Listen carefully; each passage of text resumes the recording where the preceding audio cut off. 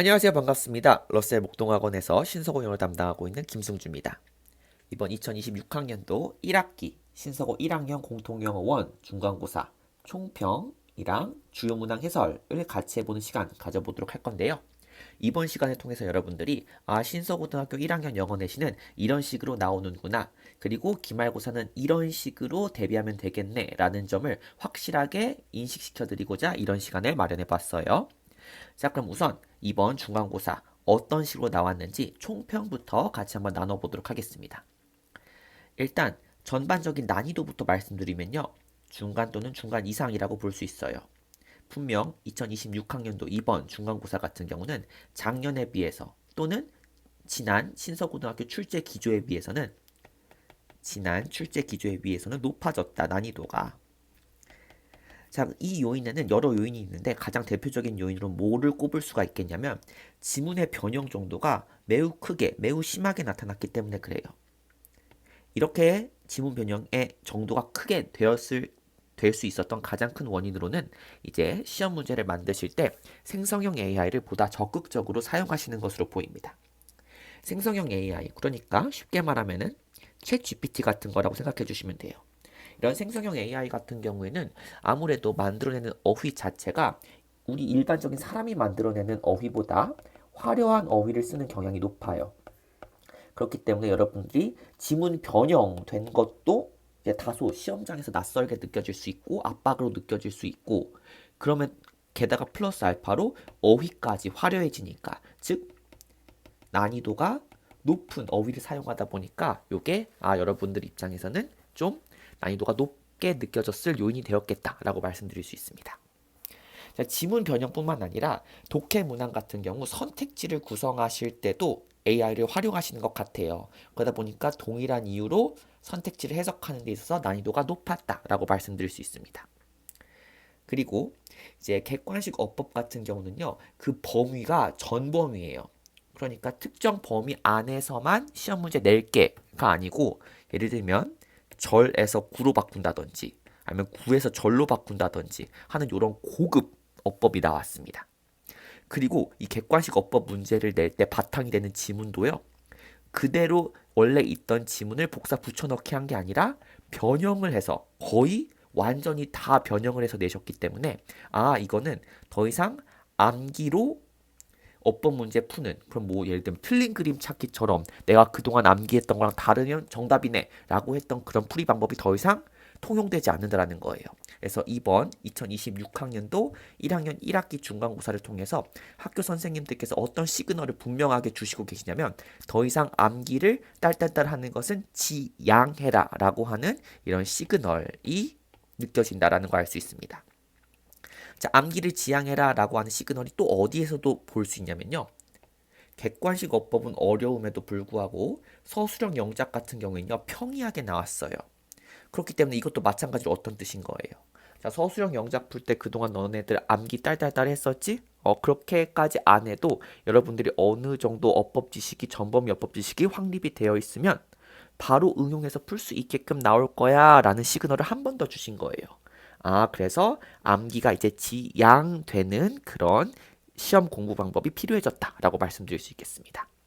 자, 그래서 전반적으로 난이도는 올랐고, 그거의 가장 큰 요인은 뭐이다? 생성형 AI를 활용한 지문 변형과 그 다음에 선택지 구성에 있다라고 말씀드릴 수 있겠어요. 자, 그러면 우리 1등급 컷 예상을 한번 해보도록 할게요. 자, 이런 걸 토대로 보았을 때 1등급 컷은 80점 후반에서 형성될 가능성이 가장 높다라고 보고요. 난이도가 올랐기 때문에. 그리고 80점 중반까지로 내려올 가능성도 반반 정도로 있다라고 봅니다. 그리고 그 이하 같은 경우에는 이제 기말을 열심히 봐서 이제 메꿔야 되겠다. 이 갭을 메꿔야 되겠다라고 말씀드릴 수가 있겠습니다. 그렇다면 이번 1학년 1학기 중간고사 주요 문항 5문항을 한번 살펴보면서 확실하게 신서고등학교는 이런 식으로 문제를 내는구나, 확실하게 정리해 드릴 수 있도록 할게요. 자, 일단 첫 번째 3번 문제부터 보도록 할게요. 다음 글의 목적으로 가장 적절한 것은 해서, 자, 모닝 페이지스 보자마자 여러분들 교과서 1과다라는 거 딱 느끼셨죠? 자, 교과서 1과다 라고 하고 교과서 1과 나 수십 번은 봤어 라고 문제 선택지 들어가면요. 여러분들 10중 8구 이거 무슨 문제지 싶을 거예요.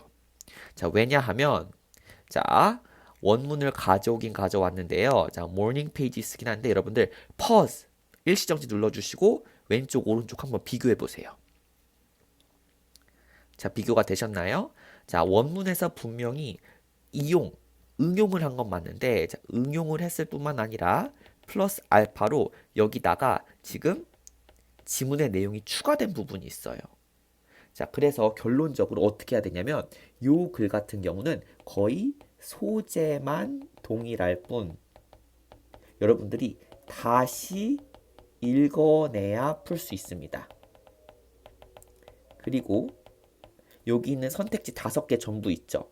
이게 지금 교과서 본문에는 나온 내용들이에요. 그러다 보니까 여러분들 이 문제를 풀려면요. 그냥 다시 읽는 수밖에 없어요. 뭔가 내가 이 교과서에서 사용했던 소재이지만 이 소재를 활용한 새로운 지문이라고 생각하고 읽어야 된다는 거예요. 일종의 독해 문제처럼. 그래서 이 문제를 풀 때는 지금 새롭게 추가된 부분이 어디냐면 자, 많은 사람들은 뭐뭐라고 믿는다. 근데 however 하지만 이러한 견해는 뭘 놓치냐면 실제의 목적을 놓칩니다. 라고 하는 거니까 모의고사에서 많이 나오는 통념에 반하는 내용으로 글이 전개되는 그런 구조구나라는 걸 인식할 수 있고 답이 5번이었던 거예요. 뭐 하기 위해서? 지금 통념, 즉 오해를 수정시키기 위해서 답이 5번이었던 거죠. 나머지 1, 2, 3, 4번도 교과서 원래 원문에는 이런 내용들이 나와요. 그러다 보니까 여러분들 일종의 한마디로 여러분들 새롭게 다시 읽는지를 한번 점검해내는 거예요. 그래서 다시 읽어내야 풀 수 있다. 그러면 다시금 말하면은 어때요? 여러분들 이 문제를 득점하려면은 그러니까 꼭 끝까지 읽으세요. 아셨죠? 지문이 어떻게 변형되어 있을지 모르니까 첫 문장, 두 문장만 읽고 바로 점핑, 선택지로 점핑하지 말라는 거예요. 여러분들이 충분히 여러분들 알아요. 저도 여러분들이 어떤 압박을 가지고 시간 단축에 대한 압박을 가지고 문제를 푼다라는 거 저도 알고 있지만 어쩔 수 없어요. 마인드 컨트롤하고 이제 시대가 바뀌어서 지문 변형이 워낙 용이한 시대가 왔기 때문에 그 다음에 학교 선생님들도 출제하실 때 적극적으로 사용하시기 때문에 여러분들도 그렇게 대응할 수밖에 없다는 겁니다.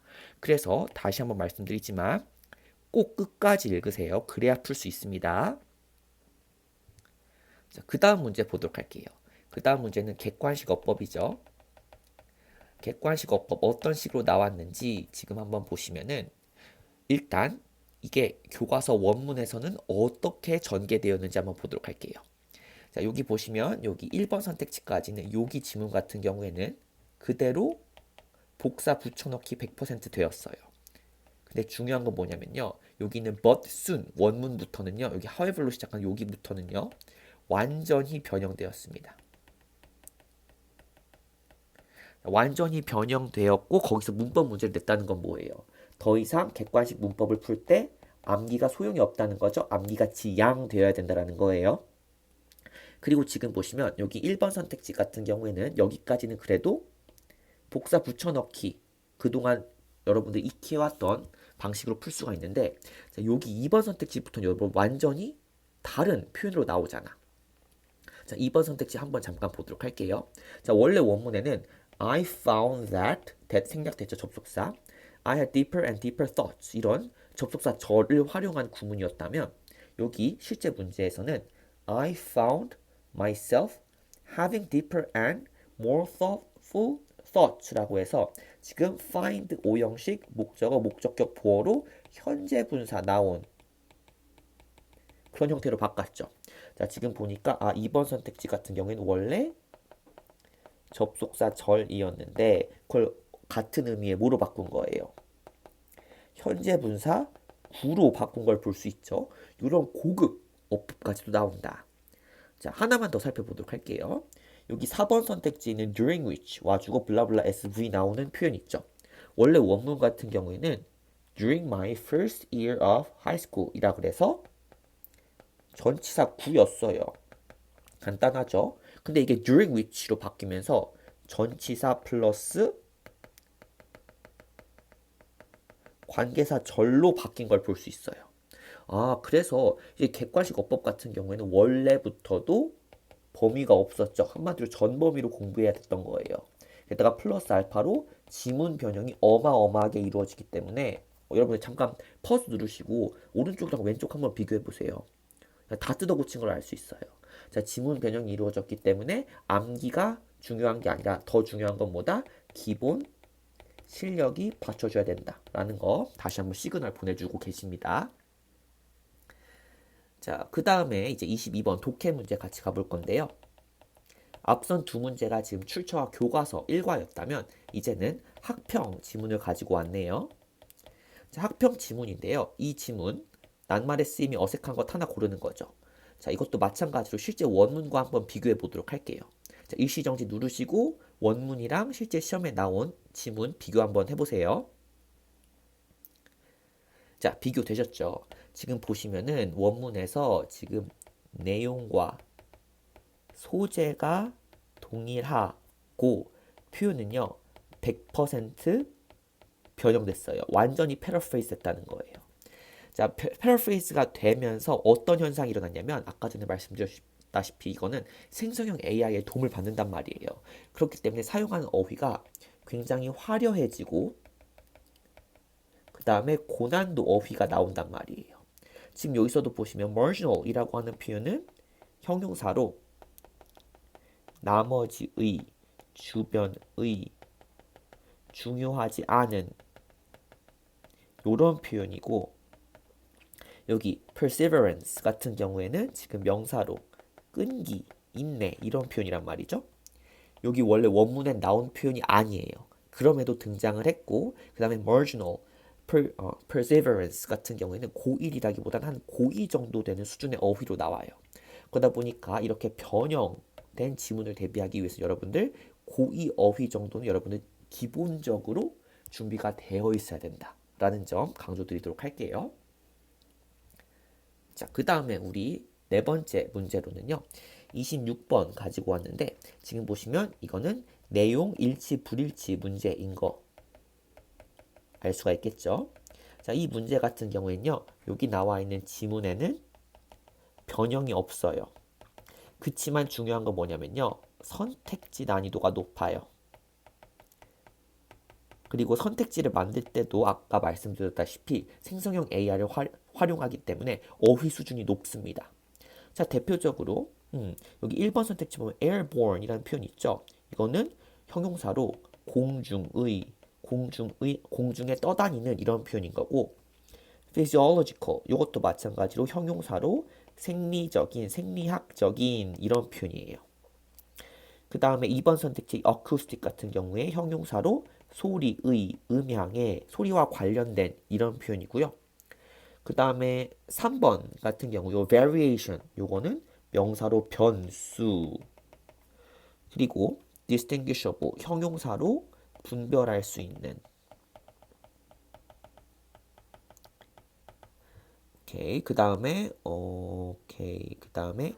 4번 intentional 의도적인 그 다음에 5번 같은 경우에 primary 주요한 이런 표현들 있죠. 이게 만만치 않은 어휘들이란 말이에요. 이런 어휘들을 여러분들이 만약에 내가 이 선택지에 있는 단어가 하나라도 모른다 그러면은 진짜 삐걱대고 시험 상황에서 굉장히 당황할 수밖에 없어요.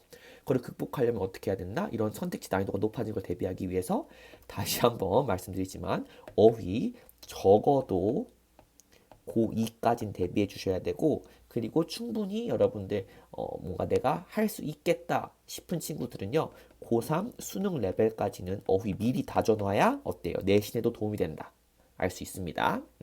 다시 한번 강조드려요. 자, 지문 변형이 안 일어난 경우에도 선택지 난이도가 높게 나오기 때문에 특히나 화려한 어휘를 사용하기 때문에 당황하지 않고 맞추기 위해서 해석할 수 있기 위해서는 정확하게 적어도 고2 그리고 또 어느 정도 뒷받침이 되는 친구들은 고3 수능 레벨까지는 대비해야 된다 말씀드릴게요. 자, 그 다음에 마지막으로 볼 문제는요. 서답형 1번이고요. 이거는 지금 서술형 영작 문제 하나 가지고 왔어요. 서술형 영작 문제 같은 경우는요. 난이도가 비교적 평이하게 나왔고요. 그 다음에 변형은 되지 않았어요.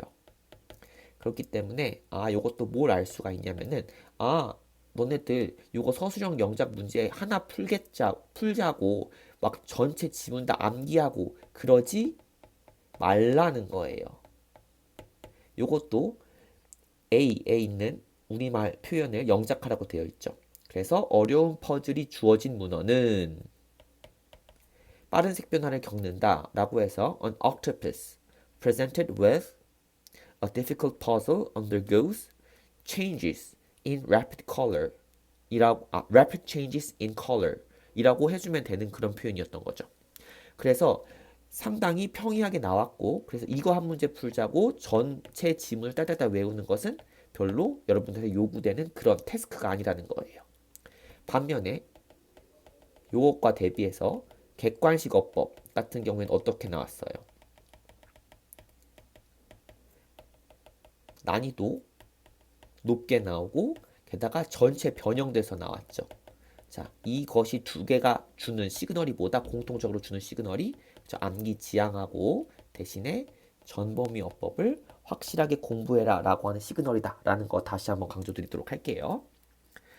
자, 그래서 여러분들 이번 시간을 마치면서 여러분들 이제 앞으로 기말고사를 대비할 때 어떤 식으로 대비해야 될지 제가 당부 말씀드리고 싶어서 마지막 장 꾸며봤어요. 제가 누누이 말했지만 신서고등학교에서 영어 잘 보려면 어휘 공부 열심히 해줘야 됩니다. 지문이 변형될 거고 그 다음에 어려운 선택지가 나올 거기 때문에 어떻게 변형되든지 간에 선택지가 어떻게 나오든지 간에 해석할 수 있으려면 어휘가 뒷받침돼야 돼요. 그 다음에 전범위 어법이 확실하게 다져져 있어야 객관식 어법에서 득점을 할 수 있다. 오케이? 그 다음에 서술형 영작 같은 경우에는 비교적 쉽게 나오기 때문에 이 서술형 영작 문제 하나 맞추자고 전범위를 암기하는 것은 비효율적이다. 다시 한번 여러 번 시그널 나왔다라는 거 말씀드리도록 하고요. 그 다음에 독해 실력 키워야 돼요. 왜냐면은 변형 지문이 나오죠. 자, 변형 지문 나오고 나서 이 변형 지문 같은 경우 어떻게 해야 돼? 새롭게 다시 읽어야 되잖아요.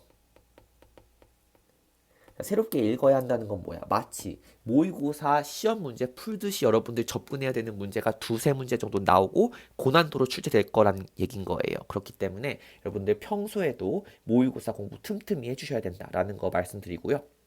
그래서 종합적으로 정리하면 신서고등학교 영어를 대비하기 위해서는 핵심이 중요한데 일단 독해 실력 키워야 되고 낯선 지문도 빠르게 주제랑 요지 파악할 수 있는 능력이 있어야 되고 전범위 어법 머릿속에 장착이 되어 있어야 되고 난 플러스 알파 계속 강조하지만 어휘가 확실히 다져지고 대비가 되어 있어야 된다. 그래서 독해, 어법, 어휘 요 가장 기본적인 세 가지를 장착을 해야 여러분들이 신서고등학교 1학년에서 좋은 성적을 거둘 수 있다라고 말씀드릴 수 있겠어요.